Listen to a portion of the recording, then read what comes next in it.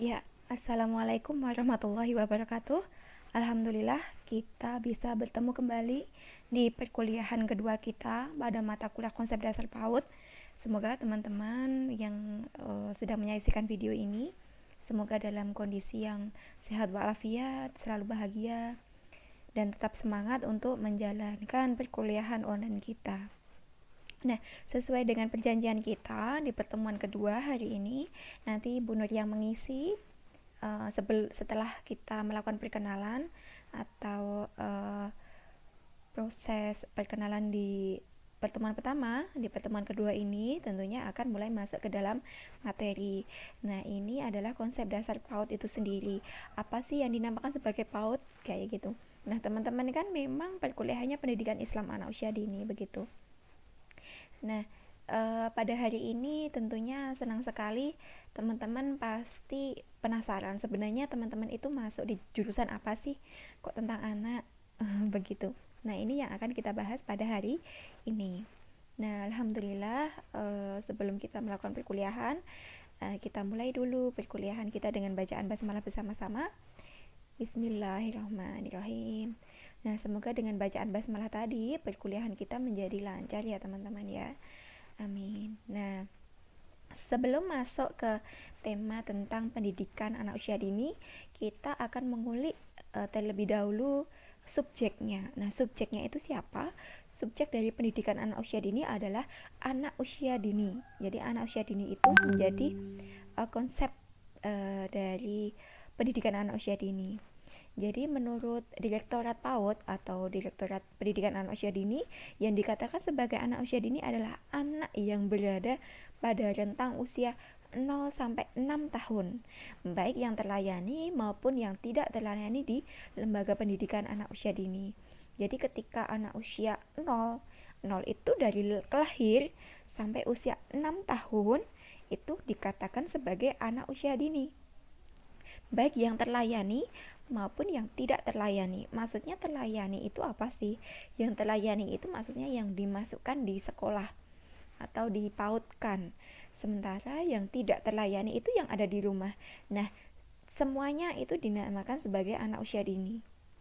Nah, sementara itu pendapat yang berbeda menurut NAICI atau National Association for Education of Young Children, itu anak usia dini adalah anak yang berada pada rentang 0 sampai 8 tahun. Loh, kenapa kok terjadi perbedaan? Yang satu menyatakan 0 sampai 6. Kenapa yang satunya 0 sampai 8 tahun? Nah, sebenarnya ini tidak perlu diperdebatkan. Karena kalau di Indonesia pun anak usia 6, 7, 8 itu ketika di SD atau sekolah dasar itu masuknya pada rentang pendidikan dasar. Ya, jadi masih pendidikan dasar yang tingkatnya rendah, kelas rendah. Nah, begitu. Jadi kelas rendah ini formulanya tentu akan hampir sama seperti anak usia dini. Jadi sebenarnya ini tidak perlu diperdebatkan lagi.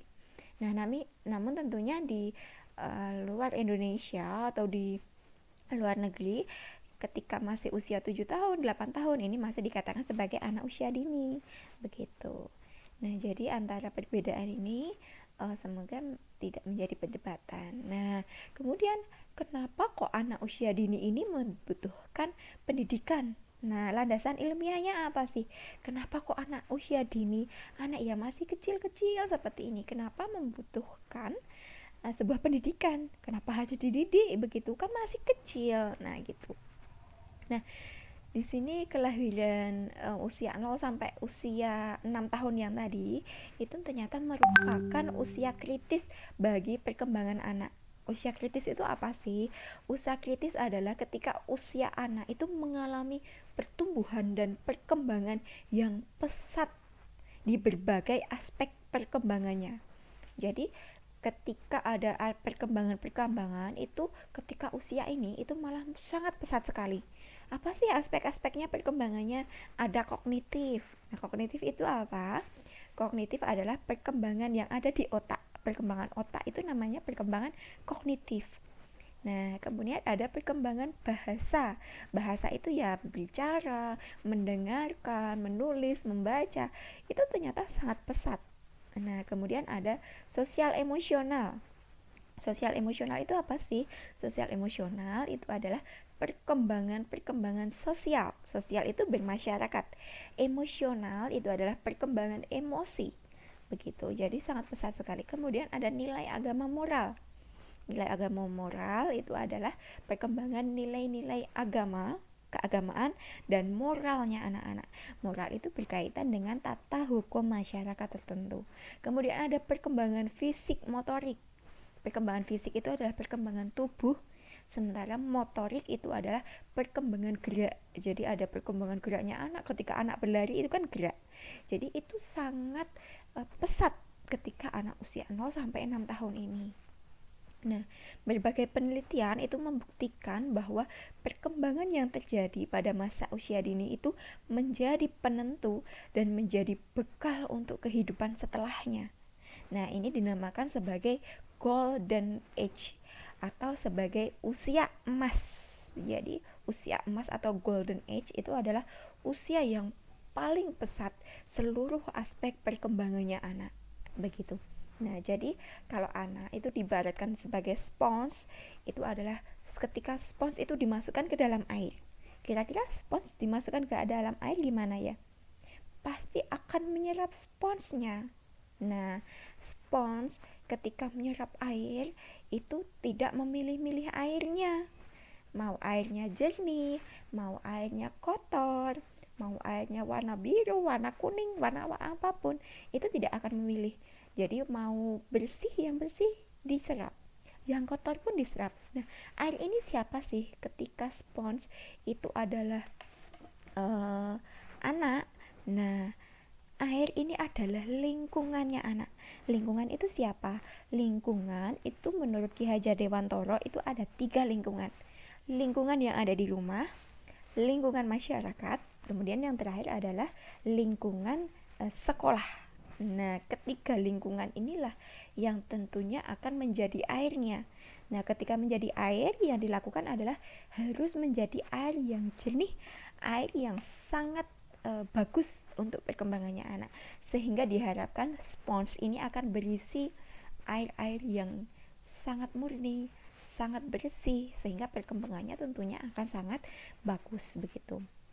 Nah, di sini ketika kita menyadari bahwa ketika kita memberikan stimulasi kepada anak, stimulasi itu rangsangan agar pertumbuhannya semakin maksimal, itu ternyata akan menjadi bekal bagi kehidupan setelahnya. Begitu. Nah, ini yang dikatakan sebagai masa golden age tadi. Jadi di sini ada usia, di bawah itu ada usia dari tahun ke bulan begitu. Ada 3 tahun, 6 tahun, 9 tahun. Nah, itu kan ada tahun-tahunnya. Kemudian 1 tahun ya. Kemudian yang di bagian atas itu adalah perkembangannya. Jadi masa-masa paling tinggi perkembangannya itu bisa dilihat di usia-usia 1 tahun, 4 tahun, kemudian akan landai. Nah, ini namanya masa usia golden age. Nah, di sini kan perkembangan bahasa itu malah paling pesat itu di usia 6 bulan, 9 bulan gitu. Kemudian perkembangan kognitif tadi pola pikir. Jadi di pikirannya itu di usia 1 sampai 4 tahun itu paling menonjol. Kemudian sensing atau indra. Nah, indra itu paling sangat berkembang itu malah di usia 3 bulan, 6 bulanan begitu. Nah, inilah yang dinamakan sebagai usia golden age tadi begitu.